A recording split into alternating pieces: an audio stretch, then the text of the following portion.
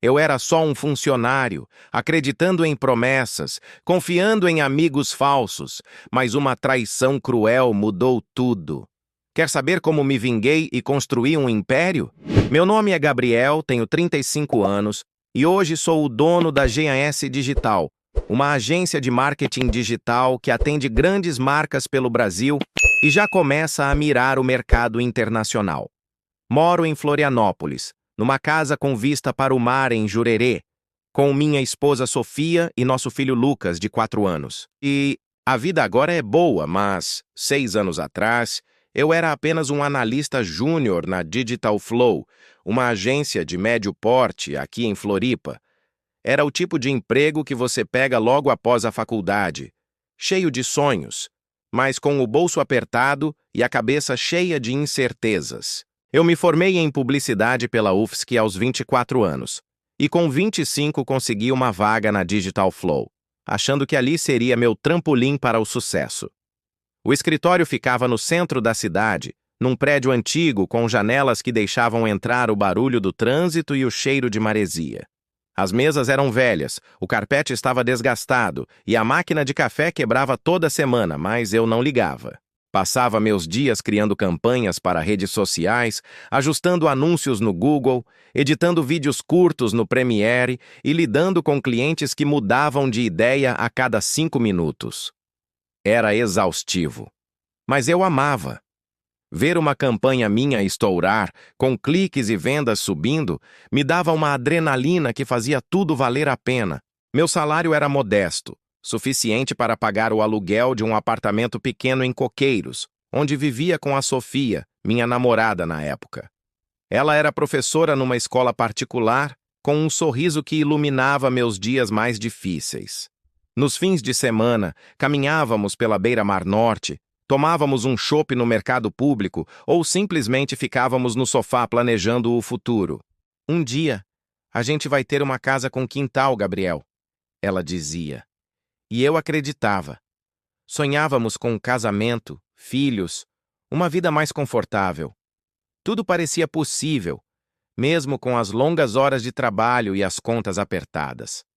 A Digital Flow era uma empresa familiar, fundada pelo seu Marcos, um homem de 50 anos com uma risada grave e histórias de quem começou do zero. Ele tinha aquele jeito de chefe que te fazia sentir importante, mas com um toque de autoridade que mantinha todo mundo na linha. Eu o admirava. Em reuniões, ele elogiava minhas campanhas, dizendo coisas como: Gabriel, você tem um olho afiado para estratégias. Continua assim que vai longe. Saí de uma dessas conversas com o peito estufado, contando tudo para Sofia, que me abraçou e disse: Eu sempre soube que você era especial. No time, minha melhor amiga era a Juliana, de 27 anos, que entrou na agência poucos meses antes de mim. A Ju era puro carisma, ideias criativas, risada alta e uma energia que contagiava o escritório. Almoçávamos juntos num boteco perto do trabalho, trocávamos dicas sobre ferramentas de design e saíamos em grupo para happy hours no Trapiche, com vista para o mar. Ela namorava o Pedro, um contador tranquilo que às vezes aparecia para buscá-la. Eu via os dois como um casal perfeito, e a Juliana era como uma irmã. Sonhávamos juntos. Eu queria ser gerente de projetos. Ela queria liderar a criação. Parecíamos estar no mesmo barco, remando na mesma direção, com o vento a nosso favor. Eu amava meu trabalho, mesmo com as noites viradas e os clientes exigentes. Criar campanhas que vendiam, ver os números subirem, sentir que estava contribuindo para algo maior, isso me movia. A vida parecia no caminho certo, com o cheiro de maresia no ar e a promessa de um futuro brilhante. Mas como toda boa história, o que parecia perfeito escondia rachaduras que eu só perceberia quando fosse tarde demais. As coisas começaram a mudar no final de 2019, de um jeito tão sutil que eu quase não notei. Era como uma rachadura na parede que você ignora, achando que é só uma marca, até ela virar um buraco. A Digital Flow estava crescendo, pegando contratos maiores, e eu sentia que estava no meu auge.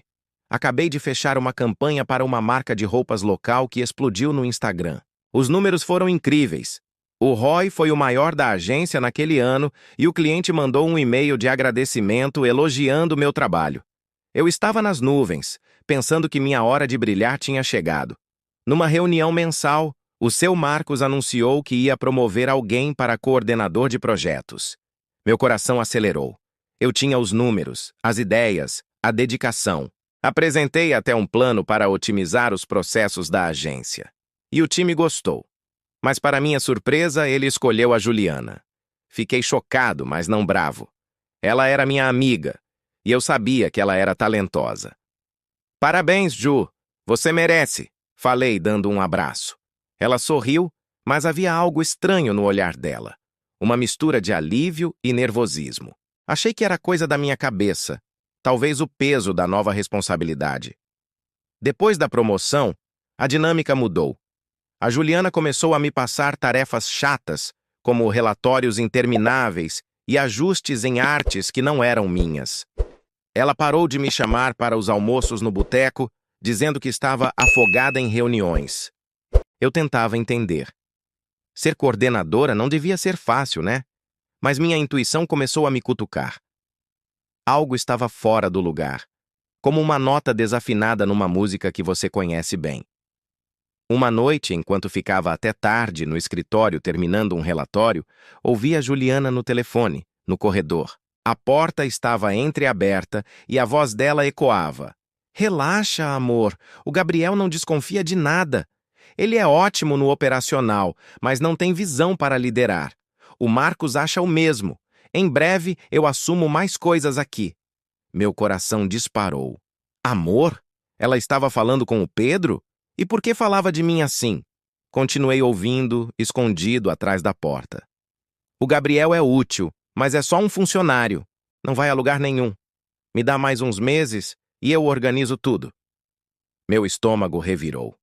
Minha amiga, a pessoa que eu considerava uma irmã, estava me apunhalando pelas costas. Voltei para minha mesa em choque, fingindo que estava tudo normal. Não dormi direito por dias, repassando aquela conversa na cabeça. Comecei a observar tudo com mais atenção. Notei que a Juliana estava se aproximando demais do seu Marcos. Almoços a sós, risadas no escritório, viagens para eventos que eu deveria ter ido. Minhas ideias nas reuniões eram ignoradas, e semanas depois apareciam como sugestões da Juliana. Um cliente importante que eu trouxe para a agência foi transferido para a conta dela sem explicação. É só uma reorganização, Gabriel, ela disse com um sorriso forçado. O golpe final veio em 2020, com a pandemia em pleno vapor. A agência migrou para o home office e eu continuei dando o sangue, criando campanhas que mantinham os clientes no azul. Mas, numa videochamada, o seu Marcos me chamou para uma conversa séria. Gabriel, as coisas estão difíceis. Precisamos cortar custos. A Juliana sugeriu otimizar o time e, infelizmente, você está na lista. Demitido? Assim, do nada? Mostrei meus números, implorei, mas ele desligou com um seco. É decisão final. Fiquei destruído, olhando para o teto do apartamento enquanto a Sofia tentava me consolar. Como assim? Eu dei tudo por eles. Desabafei, com lágrimas nos olhos. Dias depois, o Tiago, um ex-colega, me mandou prints de e-mails que vazaram por acidente. Num deles, a Juliana escreveu: "O Gabriel tá virando um problema. Ele questiona demais e pode atrapalhar meus planos. Melhor cortar ele agora. As ideias dele eu já peguei."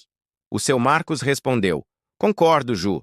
Você é a estrela aqui. Ele é só um funcionário, fácil de substituir." Para piorar, descobri por fofocas que a Juliana e o seu Marcos tinham um caso. O Pedro não fazia ideia.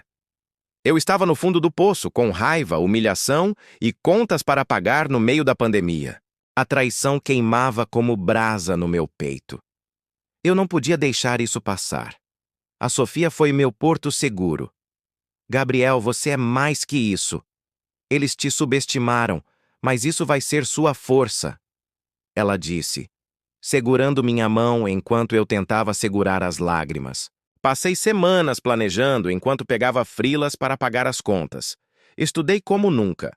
automação de marketing, análise de dados, novas ferramentas de design, li livros sobre empreendedorismo, assisti tutoriais no YouTube e montei um plano de negócios no papel. Toda noite, depois que a Sofia ia dormir, eu ficava no computador, traçando estratégias para me reerguer. Não era só vingança, era sobrevivência. Comecei a contatar ex-clientes da Digital Flow de forma discreta. Mandava mensagens no LinkedIn ou e-mails casuais. Ei, tô freelance agora. Se precisar de ajuda com campanhas, é só chamar. Lembra daquela campanha que fiz para vocês? Posso fazer melhor ainda. Para minha surpresa, muitos responderam. Gabriel, que bom te ouvir. Sentimos falta do seu toque pessoal. Vamos marcar uma call? Um a um, fui reconquistando confiança, pegando jobs pequenos que pagavam as contas e construíam meu portfólio. Enquanto isso, ouvi boatos que a Digital Flow estava afundando. A pandemia bateu forte e a Juliana, sem minhas ideias, não conseguia entregar resultados consistentes. Clientes começaram a pular fora, reclamando de atrasos e ideias recicladas. O seu Marcos estava desesperado, com olheiras visíveis nas poucas videochamadas que eu via em grupos de ex-colegas. Foi quando bolei o plano da vingança sutil. Criei uma página no LinkedIn dedicada a discutir ética no marketing digital.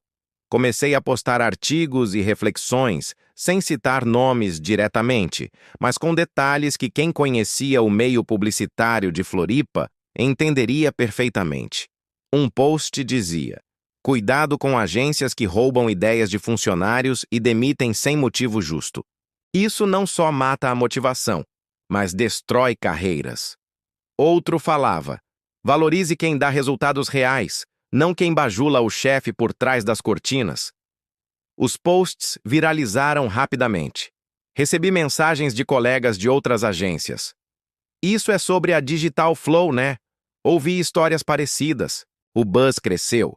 E logo profissionais do setor inteiro estavam comentando, compartilhando experiências semelhantes. O confronto veio num evento online de marketing, no fim de 2020. Eu já tinha fundado a GNS Digital, batizada em homenagem a Sofia, e estava trabalhando com 3 freelas num escritório improvisado no meu apartamento. Pegamos um cliente grande que era da Digital Flow e eles estavam furiosos. Soube por um amigo em comum que o seu Marcos xingou alto numa reunião interna. No evento, o seu Marcos era palestrante principal, falando sobre estratégias inovadoras em tempos de crise, e a Juliana moderava o painel. Eu me inscrevi anonimamente e esperei o momento certo.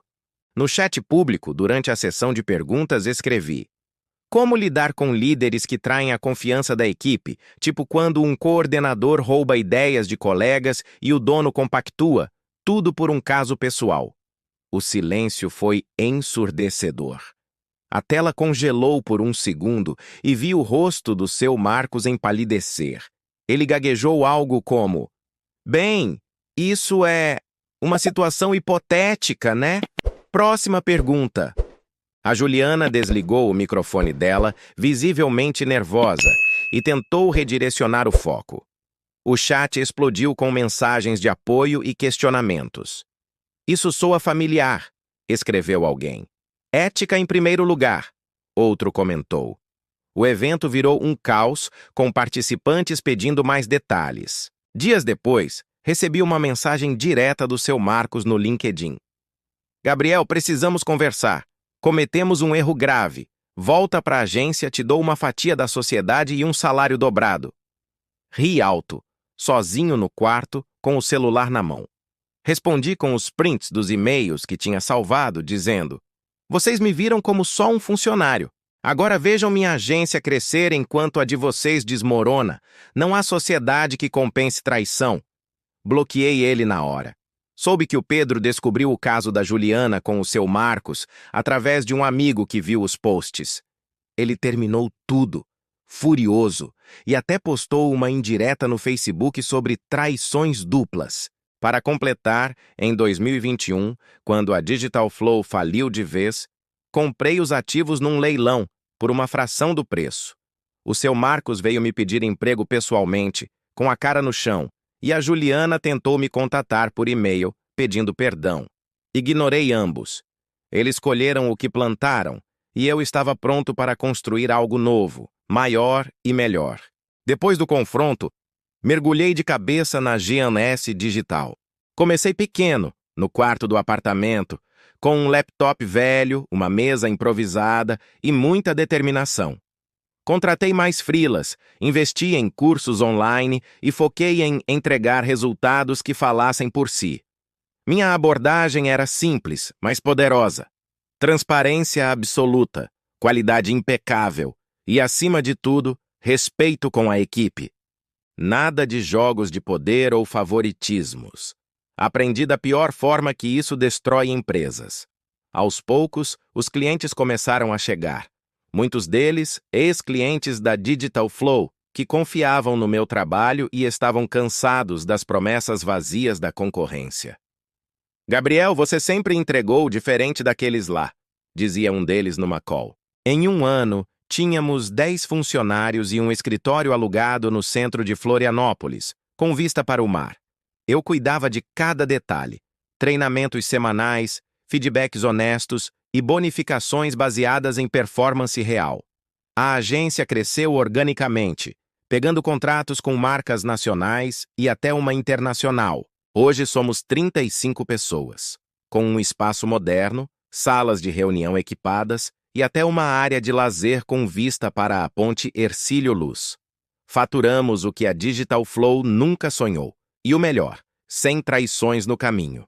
Casei com a Sofia em 2022, numa cerimônia simples na praia de Jurerê, com o sol se pondo e o mar como testemunha. O Lucas nasceu no ano seguinte, e compramos uma casa com quintal, como sempre sonhamos.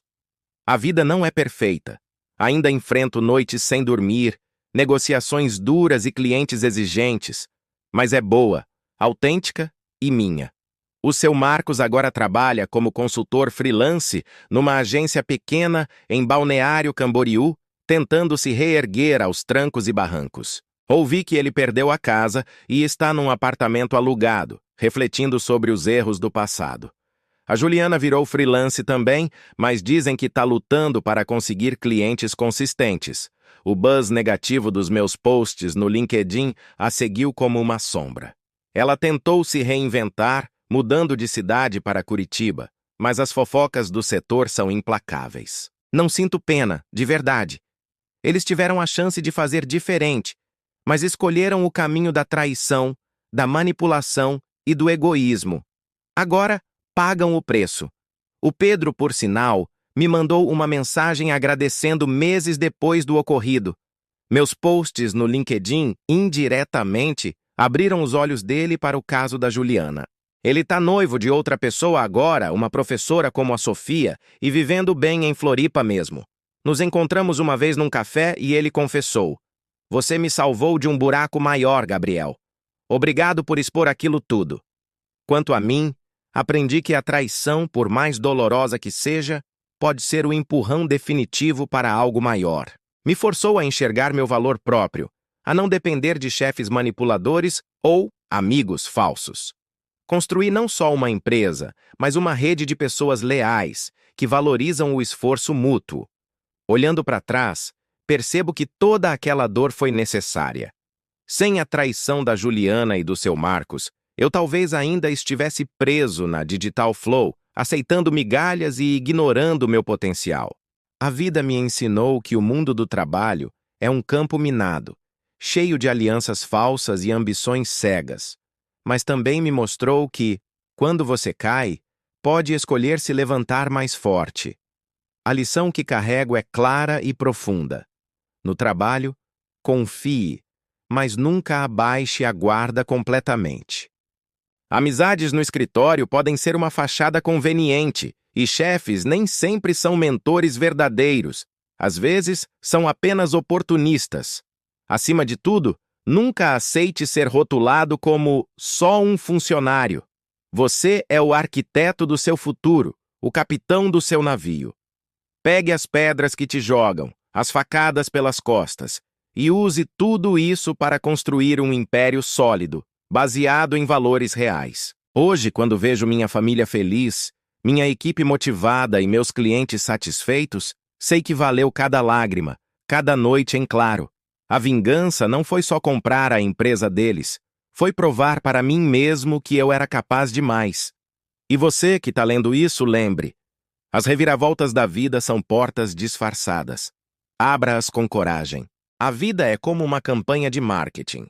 Você precisa testar estratégias, ajustar rotas e nunca parar de acreditar no seu potencial. Quando te traírem, não se curve.